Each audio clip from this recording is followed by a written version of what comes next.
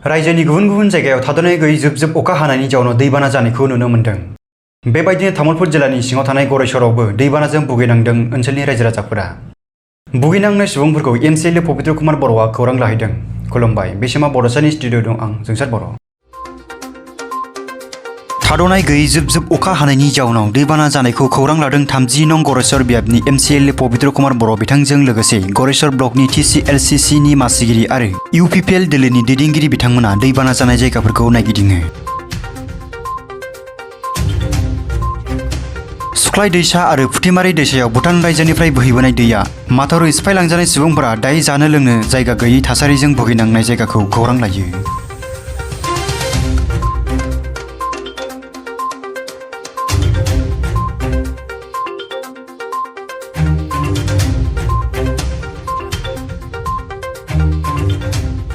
दा दिनै खमैबो मास मोनसेयानो जाबाय माने अखा हानानै माने गामि सुबुरिफोरा लोमनाया आरो बेनि बागैबो माने दाजाबनानै होनाय बादि जोंनि फुथिमारिनि दैमानि दैया बुंफ्रबनानै माथावरिया बायलांबाय।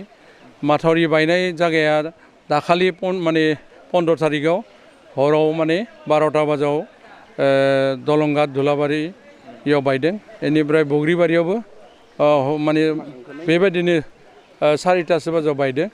दा मोननै जायगायाव मेजरलि फुथिमारि माने सोनाब लाइननि माथावरिया बायनानै गोबां गामि जोंनि जितु बिटिआर एरियानि जेनेबा आंनि समस्ति गरेश्वराव माने मादिकाटा माने पश्चिम लाहापारा देपारगांव बरगुली चिराकन्दी कन्दिकर देउलकुसिनिफ्राय आदिकुरि प्राय गामिया लोमजोबदों आरो थारायबारि काटालपारानिफ्राय आदिकुरि हमनानै आरोखि।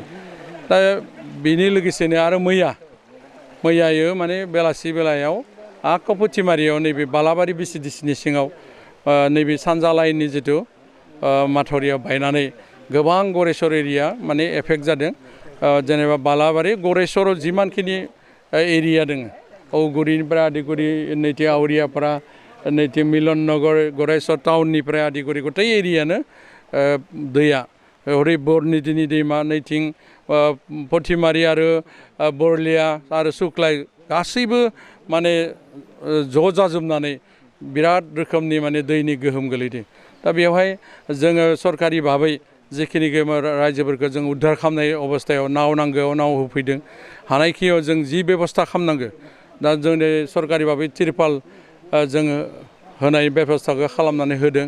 तिरपालखौबो होफैदों हानायावलागै बबेबा मोनहैयाखै दिनै मोनजोबगोन गासैबो। आरो बिनि बागैबो जों माइरंखौ होनाय जादों सरकारि भाबै। बेयाव माने डिसिनिफ्राय कमिसनारनिफ्राय सिभिल इन्जिनियारनिफ्राय एडिसिनिफ्राय सार्कोलनिफ्राय गासै माने ब्लक डेभेलपमेन्टनि बिखयाफ्राबो जोंखौ सहयोग होदों। आरो बिटिआरनि चिफ बिथाङाबो माने नायगिदिंगासिनो दङ। दिनै बिथाङा तामुलपुराव थांबाय आरो दायो आंनि समस्ति माने गरेश्वर जोंनि दलंगाट धुलाबारि बग्रिबारि एरियायाव फैदों आरो गाबोनावलागै नैयावलागै सफैगोन। आरो जोंनि डिपार्टमेन्टनि इएमआबो जिहेतु ओजा माने चिरां जिल्लायाव दायो दंबाय थायो। आं फन खालामनायाव मोन्दों बिथाङाबो माने बेबायदिनो माने बिटिआरनि गेजेराव दैमाफ्रा बुंफबसारनानै बिराद रोखोमनि माने गाज्रि एफेक्ट जादों आरोखि। दा बेवहाय जोङो आं बेखौनो बुंनो नायदों आफा बोराइ बाथौआ जेन जोंखौ इसोरा जेन माने अनो थाबनो बेबादि खैफोदनिफ्राय जे बासाय बेनो आर'ज गाबनाय जाबाय। गोबां जायगायाव जिहेतु दालांनिफ्राय लानानै लामाफोरा जे गाज्रि जाबाय बे हान्थामेलानि थाखाय गोबां जेंना जाबाय बेफोरखौ थाबैनो सरकारनिफ्रायनो मानगोना जोंनि आसामनि गिबि मन्थ्रि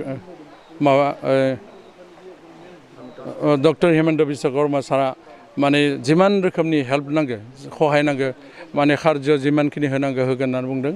आरो बिनिफ्राय मा होनना बुङो जिखिनि जोंनि एफेक्ट जादों आबाद थिलिनिफ्राय दलं रास्तानिफ्राय बेफोरखौ माने थाबनो मेरामति खालामनायनि थाखाय दायथ' लागोन होननानै बिथाङा खोथा होदों। जाय जायगाथिं जिहेतु बायदों बे बायनायखौ बेसेबां थाब गेजेराव जेनेबा जे फाहामनायनि जे बेबस्था खालामगोन जे सरकारनिफ्राय दा जोङो जिहेतु जिखिनि एरिया बायदों माथावरि बालाबारिया बायदों बेखौ थाबनो जोङो माने मास मोनसे मोननैनि गेजेराव अखाया माने गैया जाब्लानो जों माने माबानि थाखाय थेनो थाखाय राहा लानाय जागोन। आरो बे जोंनि बग्रिबारियावबो जिहेतु बायदों बेखौबो जों मा राहायाव हायो जिहेतु बहुद एरिया जाबाय गोलावै हानिबो दरकार दं थेवब्लाबो बोरैबा जों हानायनि लामायाव दोङोबा बेखौ थाबनो क्लस खालामनो थाखाय नाजागोन दलंघाटआ जों बेखौ क्लस खालामनो हागोन जिहेतु इयो गुसेब बारा गुवार बायाखै बेखौ हागोन होननानै आसा खालामदों आरो